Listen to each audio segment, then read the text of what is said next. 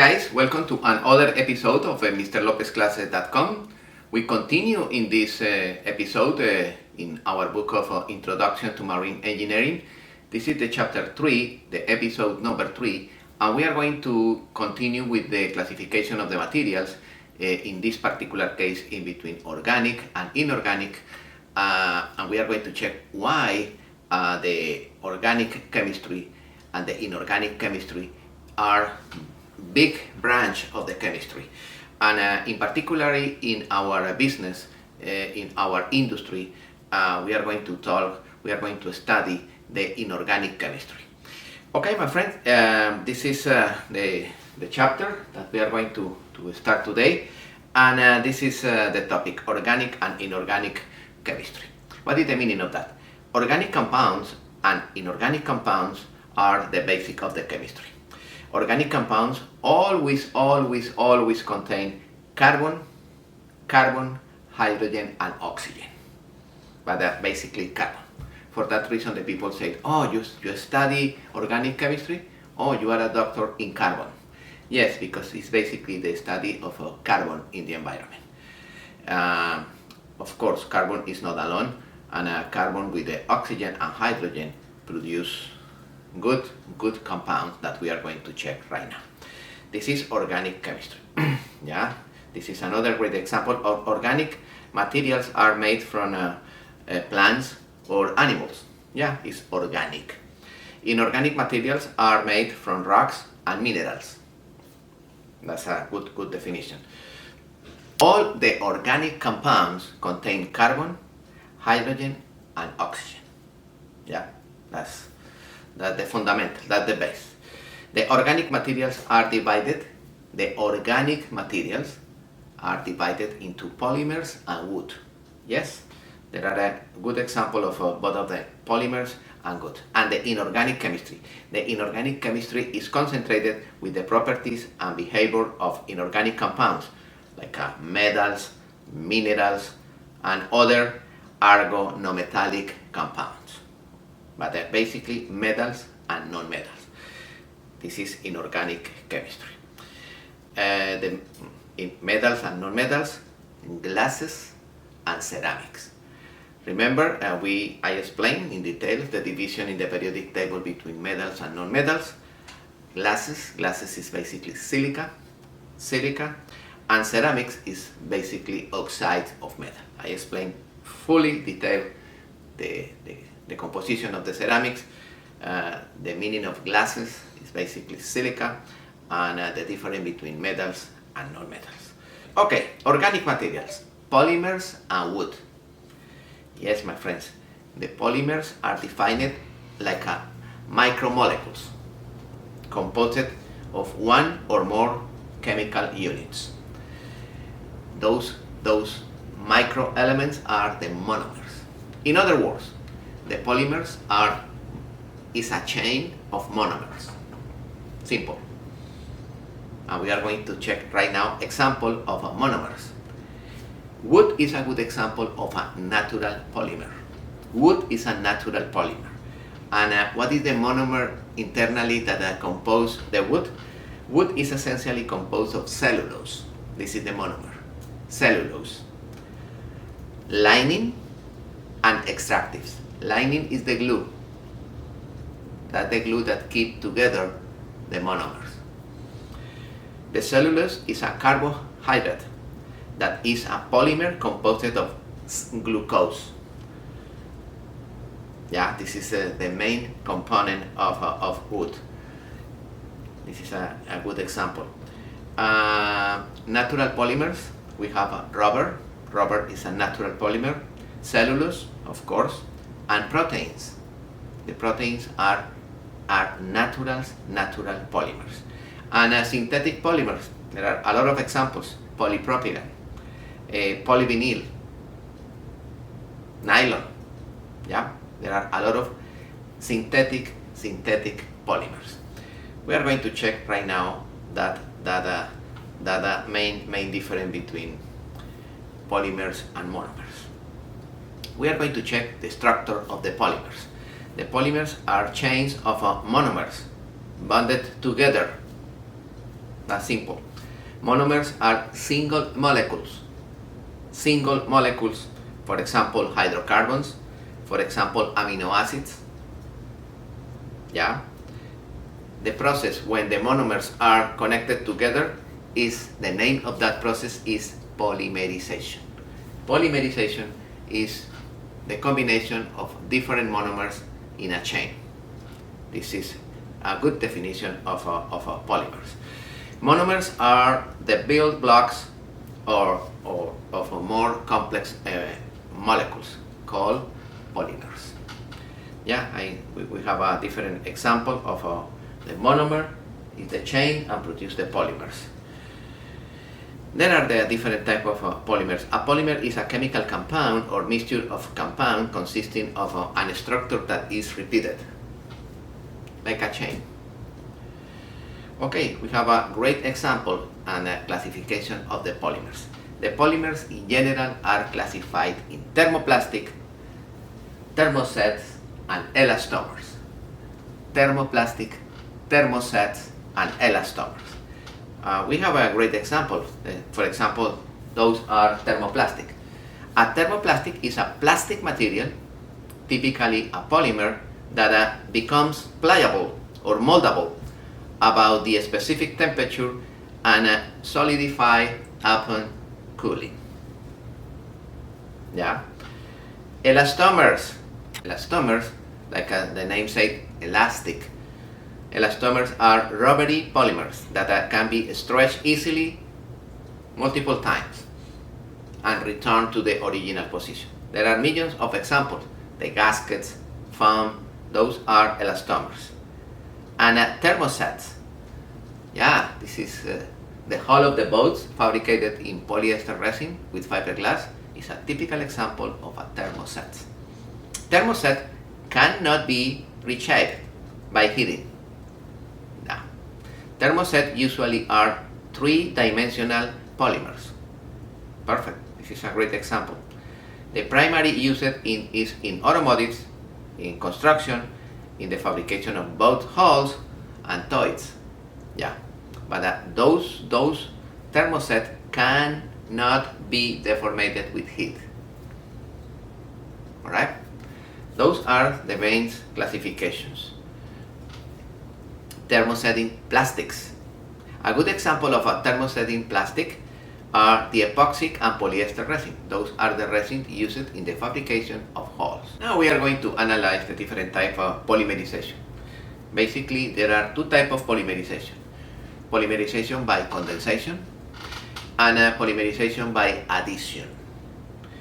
In the first one, polymerization by condensation, basically the chain is produced and at the end water is condensated in the bottom. For that reason, the name of that process is condensation polymerization. Yeah. In other words, the product is created, the polymer, but at the end you have a subproduct in the bottom, normally water. Yeah. The second one is addition polymerization. The polymer is formed without the loss of water, and there are a lot of examples of those addition polymerization. Right now we are going to check that. Examples of addition polymerization. Polyethylene, the plastic wraps. Polypropylene, the bumper of your car.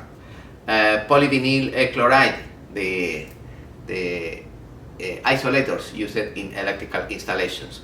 The polyvinyl dithichloride wraps.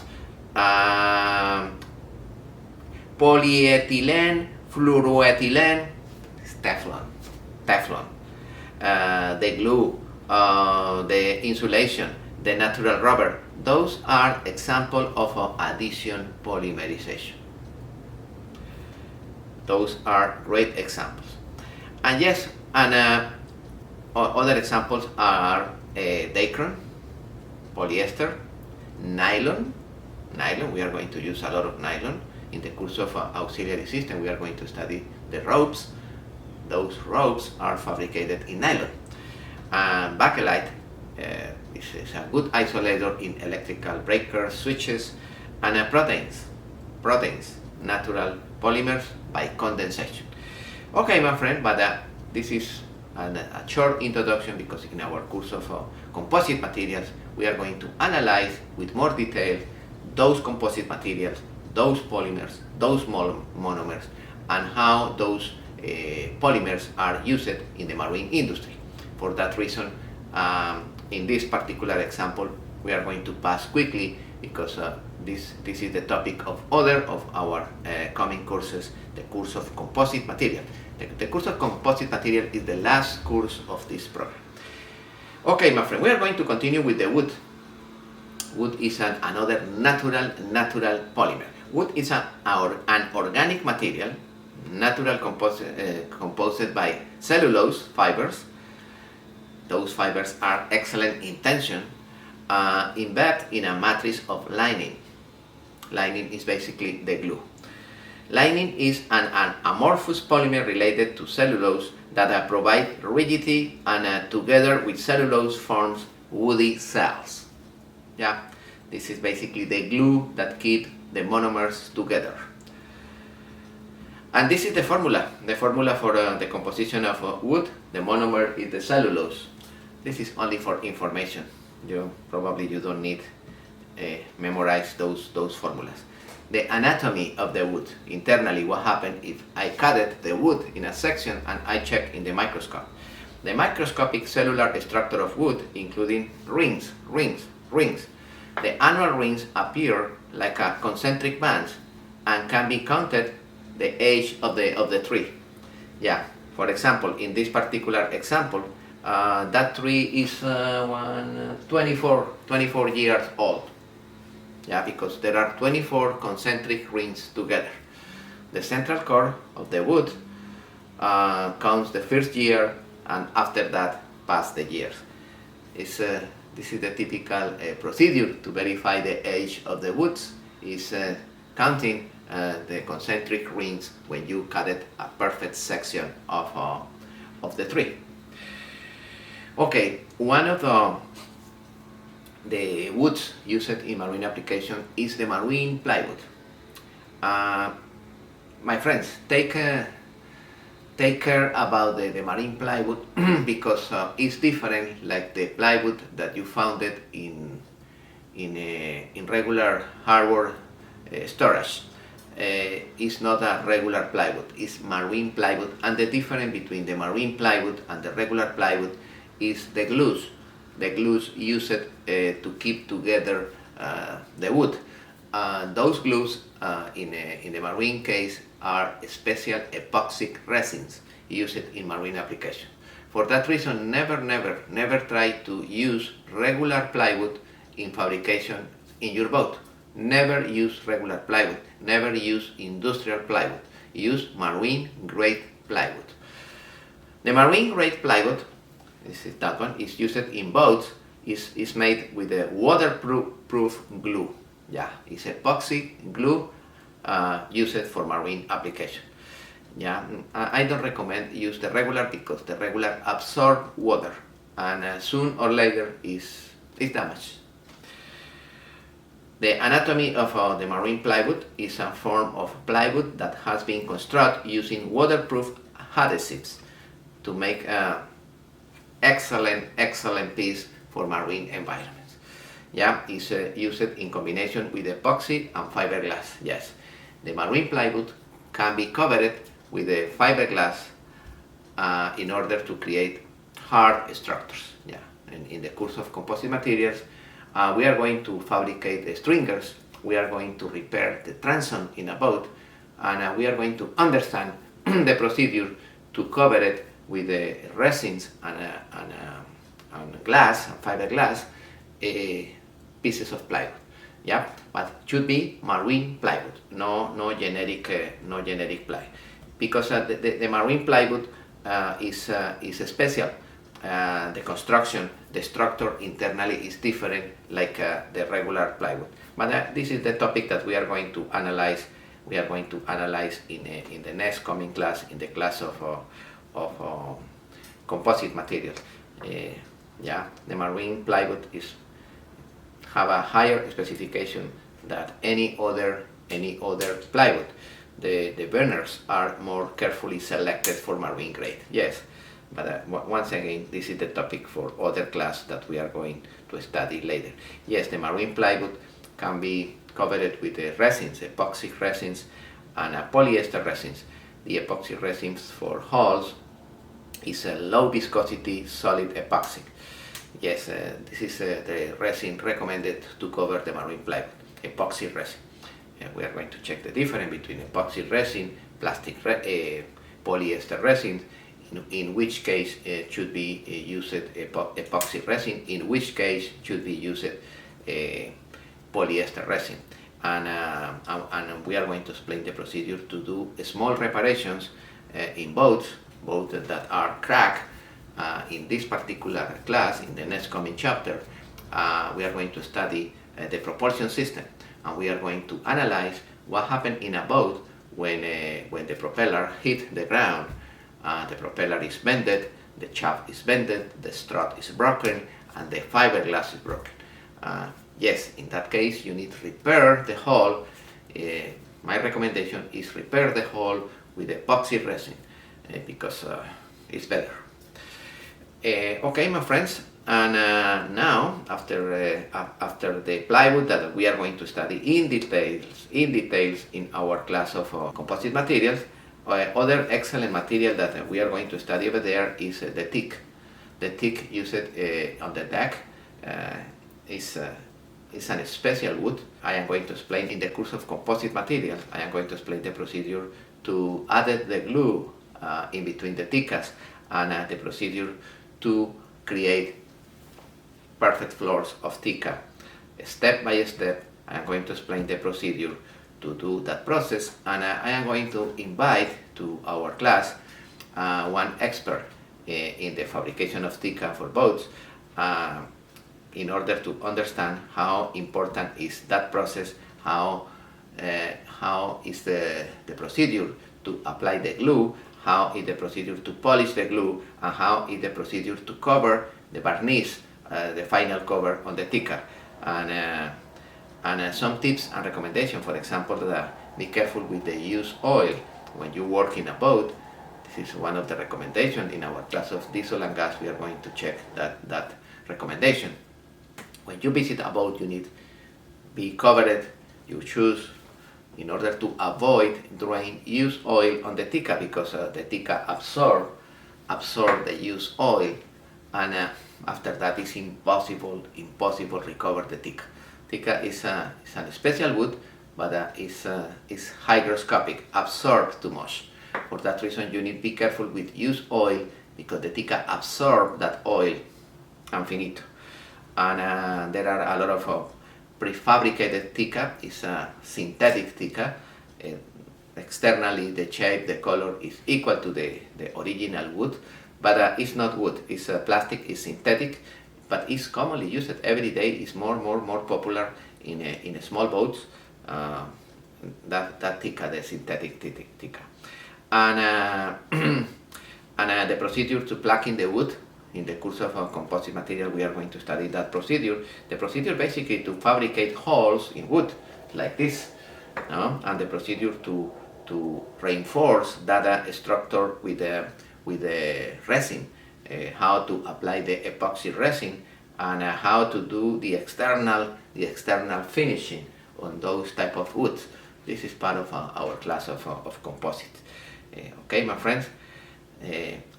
I hope that you enjoy the next coming classes. Each class is a wonderful class. Once again, we are going to start with the electrical classes. This is the class that next, after this class, I recommend take the basic electricity class. After that, the advanced electricity class. After that, electronics. And after that, you can continue with the courses of gas and diesel. We have diesel 1, diesel 2. We have gasoline, and we have transmission for both of them, for gas and diesel. After that, we have the class of auxiliary systems. In the class of auxiliary system, we are going to study the freshwater system, the sanitation systems, the hydraulic systems. We are going to study rigging. We are going to study fire suppression systems. And after that, we have the class of air conditioning. marine air conditioning and refrigeration system. Wonderful class. After that, we have a corrosion, and the last one will be the course of composite materials. This is the course that I am talking right now, but this is a special course. This is the last course of this complete program. This is a big program. In this program, we are going to study the boat from the beginning to the end. All the systems, all the components internally in a boat will be analyzed in this program, in this course, in this packet of videos. At the end of this, I hope you'll be a doctor in boats. Okay, we are going to continue with inorganic materials. Basically, I explained the inorganic materials are metals and non-metals, glasses and ceramics. Yeah, and I explained in the previous episode the difference between one and the other one, the metals, the non-metals, the glasses, and the ceramics. We are going to check quickly because this is an additional small information, because I explained in details about metals and non-metals. We are going to check the difference between metals and alloys. Metal and alloys are materials that are typically hard, they are malleable, they have a good electrical and thermal conductivity. I explained that one of the properties of the metals is that they are excellent conductors of electricity and heat. And the alloys are basically divided, I explained before, in ferrous alloys and non-ferrous alloys. This is the main definition of alloys. Properties of the metals. The metals are excellent conductors of heat and electricity. They are malleable, ductile. They show metallic luster. They have a high density. They are heavy. They are solid in natural state, except for one element I explained, is mercury. Mercury is liquid in natural state. What is the meaning of pure metals? Pure metals are metal that you found the metal in natural state. It's not combined with other elements. You don't need separate the additional components to extract the pure metal. No, those are pures in natural state. Copper, gold, and platinum, those are metals that you found in natural state. Yeah, incredible, no? But you found copper in both scenarios, in natural and combined with other sulfurs and hydrocarbons. But yes, copper, gold, and platinum can be found in natural state. Wonderful. Most metals occur in the original form of the majority of the metals is oxides. You remember that I explained that the pure metal, when the metal is oxidized, because the oxygen attack the metal, produce the powder, and that powders are metal oxide. Remember, all the metals try to return to the original state. For that reason, the majority of the metals can be oxidized easily, because they want to return to the original state. They want to return to be oxides. Oxide of aluminum, oxide of zinc.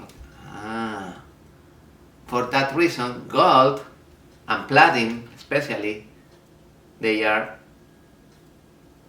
not corrosive, because they don't need return to be oxides.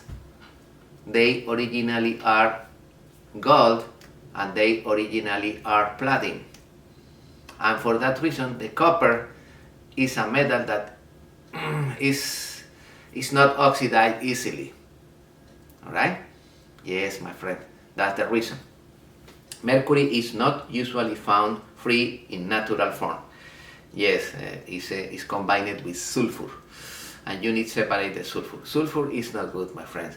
Sulfur is an alloy that produces a lot of problems.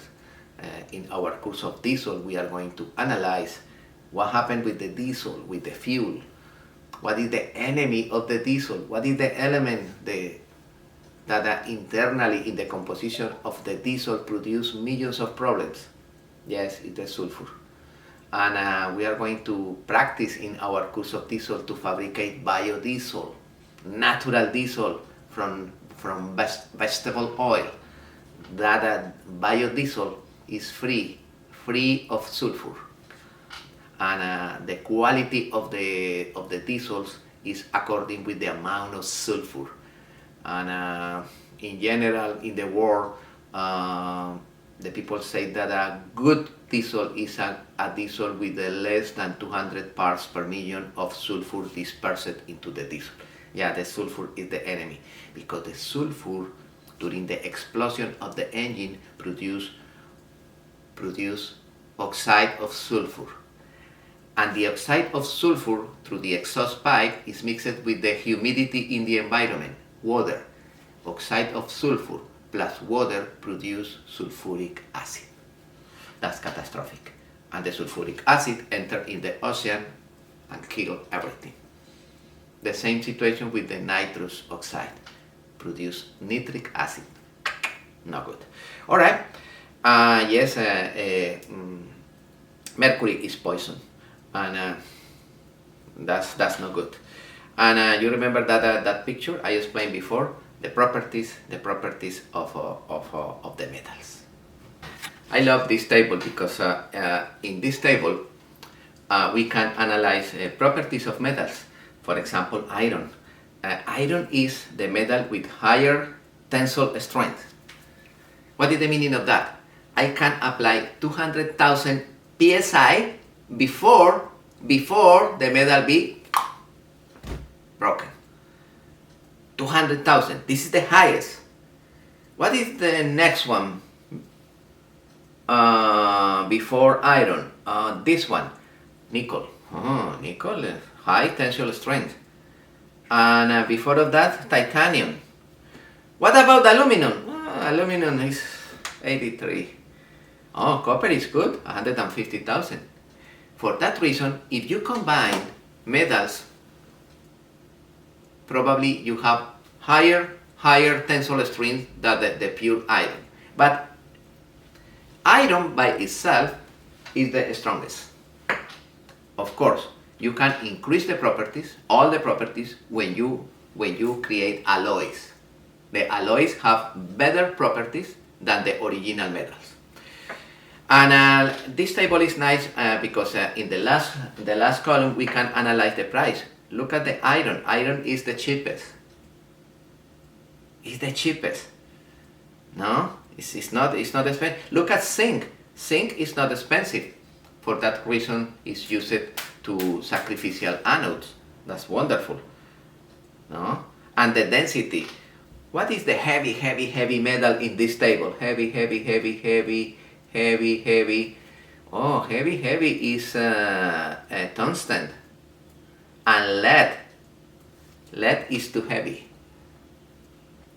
Yeah, we are going to analyze in the next coming class why lead is used in the fabrication of batteries. Heavy is too heavy. But because it's too heavy, can store us more and more electrons. For that reason, it's used in the fabrication of batteries. This table is nice. I love it, that table, and we are going to check that table in different ways. And my friend, we are going to analyze the different type of alloys, especially non-ferrous alloys and ferrous alloys, of course, in order to understand why the preparation of the alloys is important, especially in this business, in the marine business, because we have the worst scenario. We have a marine environment. We have salts. We have chlorine. If you check the composition of salt, it's a lot of chlorine, a lot of sodium. Yeah, this is a worse scenario. For that reason, we need to fabricate special alloys that are not affected with those dangerous components. Okay, pure metals consist of a single element. Sample of those metals contain nothing but atoms. That's the single structure. Alloys contain two or more elements or alloys melted together. For example, the pure metal iron consists only about the iron atoms. But steel is an alloy of iron, carbon, and other additional ingredients like chromium and nickel. You remember I explained before, and silica. But yes, steel is an ferrous alloy because the main component is iron plus other additional elements like carbon, like nickel or chromium. Depending of the alloy, you produce different type of, in this particular case, steels or cast irons. Right now we are going to analyze those elements. Alloys are mixtures of two or more pure metals. The alloys tend to have better strength properties than the pure metals. I explained before that situation. Metal alloys are classified in ferrous and non-ferrous alloys. The ferrous alloys basically contains iron. Ferrous alloys contains iron. This is the main component of the ferrous alloys. The ferrous alloys tend to be corroded. For that reason they need protection. They need sacrificial anodes. Or they need to be coated with special paints. The non-ferrous metals, they are less corrosive than the ferrous. They are corrosive, but less than the ferrous alloys. Okay, we are going to analyze the ferrous alloy. This is a nice chart about the ferrous alloys. In this particular case, the ferrous alloys are divided in steels. Steels, they have in between 0 and 1.8% of carbon. The carbon is the element that determines if the ferrous alloy is a cast iron, the cast iron is not good, or is a good steel. Is the amount of carbon. Don't forget those numbers. If the amount of carbon is in between 2% and 5%, is considered cast iron. Cast iron is cheap, is bad quality. Steel is better. And the steels are divided in low, is basically about the percentage of carbon, and high alloys. Low carbon, medium carbon, and high carbon. Yeah, it's about the composition of carbon. We are going to study in the class of composite material in details those alloys. But don't forget, the ferrous alloys are divided in steels and cast iron. Quick question. Ferrous alloys are divided in steels and cast iron. Steels is maximum 2% of carbon. It's in between 0 and 1.80 something. Maximum 2. And cast irons is in between 2% and 5% of carbon. The amount of carbon determines if the alloy is cast iron or steels. Okay, and we are going to check a typical steels. This is the example. Carbon steels are in between 0.15 and 1.5% of carbon. Stainless steel is an element with in between 16 and 26% of chromium. You remember chromium. And 22% of nickel and 8% of magnesium. This is a stainless steel. Yeah, stainless steel have a high content of chromium and nickel also. Nickel. Cast iron. Yeah, cast iron is too much carbon. 2 and 5% of carbon. 1 and 3% of silica. Silica is sand. And there are this sulfur and phosphorus. Both of them produce sulfuric acid, phosphoric acid. Those components are not good. For that reason, the cast iron is cheap. And I'm going to explain the procedure to produce cast iron and the procedure to produce steels. That's different.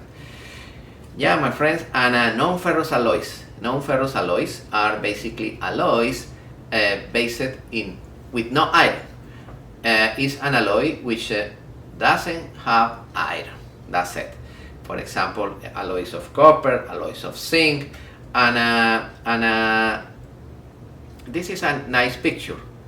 That picture, we have copper alloys, for example, brass, for example, bronze, for example, copper beryllium, aluminum alloys with the copper, magnesium, zinc, and magnesium. And titanium alloys, other good example of non-ferrous alloys, magnesium alloys, and other alloys related with silver and gold. But those are the most common alloys used in our business. The first one is brass. Be careful with brass, because we are going to analyze later those alloys with more details. Brass is a copper alloy. Normally is around 70% of copper, but too much zinc. Look, what happened with the zinc? The zinc is the problem in that alloy, because remember, the zinc attracts the oxygen, and at the end that alloy will be deteriorated. For that reason, we are going to learn later, never use copper fittings. Never use copper fittings like this in brass. The copper fittings used in marine application should be in bronze. And how I know if it's bronze or it's brass is basically where is coming that fitting. Oh, that fitting is coming from a general hardware store, like a Home Depot or something like this. This is brass, because this is used for residential application, for industrial application. This is brass. This one is not recommended in marine application. If you use those fittings in brass in marine applications, this is the result. It's broken. What happens if you use in a through hole copper fittings in brass? You sink the boat, because those alloys are eroded easily, and the water penetrates the boat. Be careful with that. The alloy recommended for fittings is in bronze. This one, bronze. We are going to analyze different type of bronze alloy, naval bronze, used and accepted in marine application. ABYC question in the first certification that we are going to take. Never use brass. Alright, this is important, no brass. This is another excellent alloy, but that alloy is used in aviation, duraluminum. Oh yeah, this is the alloy used to fabricate the propellers, the body, the structure, the ribs in airplanes is in duralumin. It's not used in marine application. Solder is tin and lead. Yes, we are going to solder a lot of pipes. Stainless steel, carbon, iron, chromium. Monel, yes, we are going to use monel. The shaft of the propeller will be in monel. It's nickel, copper, and silica. It's excellent, high strength, excellent, good alloy. Is the alloy normally recommended in marine application. Yes, my friend, those are the most common non-ferrous alloy that we are going to use in this business, and we are going to analyze each of those alloys in the next coming books, in the next coming classes. In auxiliary system, we are going to talk a lot about those alloys, and of course in our class of corrosion, and of course in our class of composite materials. This is only the intro. This is the intro. It's the introduction to this business. This is only a small portion of all the theory that we are going to study slow and hard. I need that you study hard. For that reason, we are going to follow this procedure. We are going to follow the book. We are going to follow my videos. And normally we have one conference and one laboratory, And during the conference, you can ask a lot of questions. And additionally, you can send an email to info@mrlopezclasses.com asking questions. I respond immediately, as soon as possible. This is my hobby, this is my passion. And I love it, teach Mr. Rodriguez and my partners. They are great professionals, great engineers. They have the passion of his life if teach. And we are ready. We are ready to respond your questions. We are ready to analyze your recommendations, your feedback, and because the idea is our courses are better every day. Please write and check the videos again and again and copy the questions. We are ready to respond your questions.